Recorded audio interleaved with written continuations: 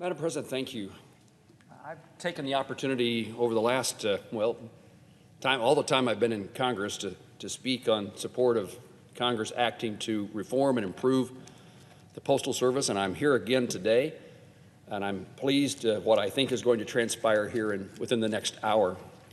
But I again express my strong support for the Postal Service Reform Act and urge my colleagues to support this critical, important piece of legislation. The United States Postal Service is an indispensable piece of American infrastructure nationwide.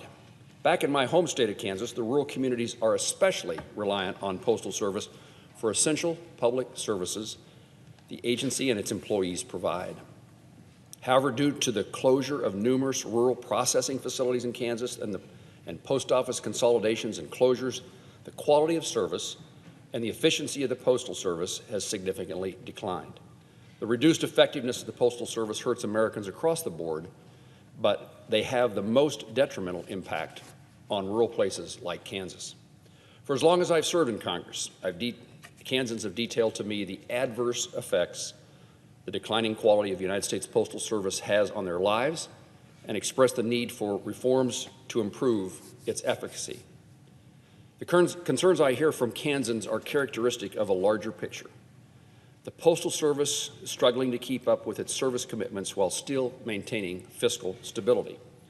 Over the past decade, the Postal Service has slowly and sometimes quickly eliminated services, and in that elimination of services, it created what I'd call a death spiral: shorter hours, fewer post offices, mail processing facilities further away, and fewer of them.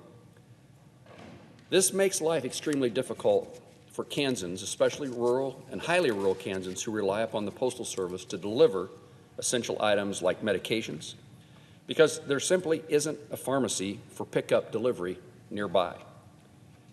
And the customer looks for delivery services outside the United States Postal Service when the service is insufficient, and the Postal Service continues then to lose more revenue.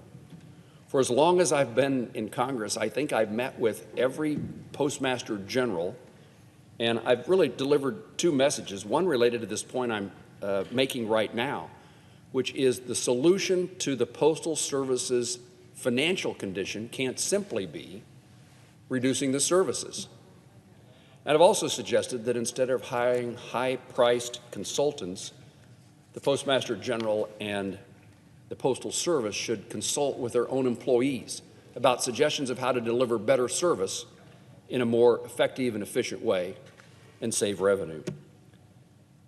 Serving rural states like my own, I understand well the crippling impact that losing Postal Service would have on rural communities across the country. That's why I've repeatedly acted on my conversations with Kansans by encouraging congressional focus on Postal Service issues and have worked to get postal reform legislation passed for nearly a decade. My colleague on the Senate floor with me this afternoon, Senator Tom Carper of Delaware, and I have joined him on many occasions in the past several sessions of Congress. We are co-sponsors, lead Republican and lead Democrat, in reform legislation, and I've met with him and the Postmaster General of the United States Postal Service on numerous times. We recognize that smart reforms were needed to make certain the Postal Service could compete in this digital age, increase revenue, and not become a taxpayer liability.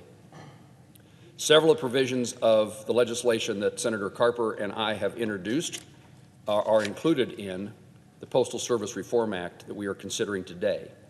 The elimination of the pre-funding requirements of retiree health benefits, allowing the Postal Service to enter into agreements with other governmental entities for new avenues of revenue, and making 6-day delivery permanent by law.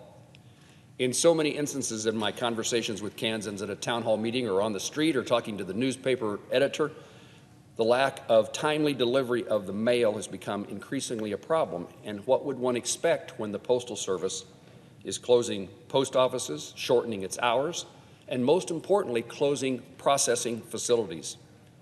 I hope to make the case to the United States Postal Service after passage of this legislation that the postal processing facilities that have been closed in Kansas should be considered for reopening, in fact, should be reopened. Today, the mail will leave a rural community, go to some neighboring state, Nebraska, or Texas or Missouri, only to be returned to the postal patron who lives a block from the person who mailed the letter to begin with. We need the return of those postal processing facilities, and their departure had dramatic and consequential effects upon the Postal Service. I am pleased the efforts of my colleagues and I have culminated now in the Postal Service Reform Act. From listening to Kansans, I've recognized for years that Congress must act to put the Postal Service on a more sustainable path, and this week the Senate will finally address this long-standing issue, address it in a way that a bill will become law. Congressional action on postal reform will allow Postal Service to continue serving rural America without the possibility of imminent service reductions and the uncertainty of the future of the agency.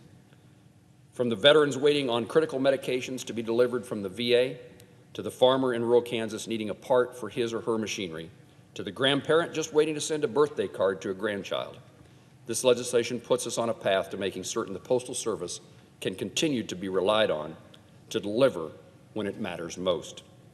I thank those who work in the Post Office and the Postal Service in my home state of Kansas, many of whom I know, and despite the challenges presented because of the United States Postal Service's decisions over the past decade, have worked hard to make sure that the mail is delivered and delivered on time. Make sure that their customer, the postal patron, is cared for. To ensure the Postal Service maintains its vital public services, I urge my colleagues in the Senate to support the Postal Service Reform Act when it arrives on the Senate floor shortly for a vote. Madam President, I yield the floor.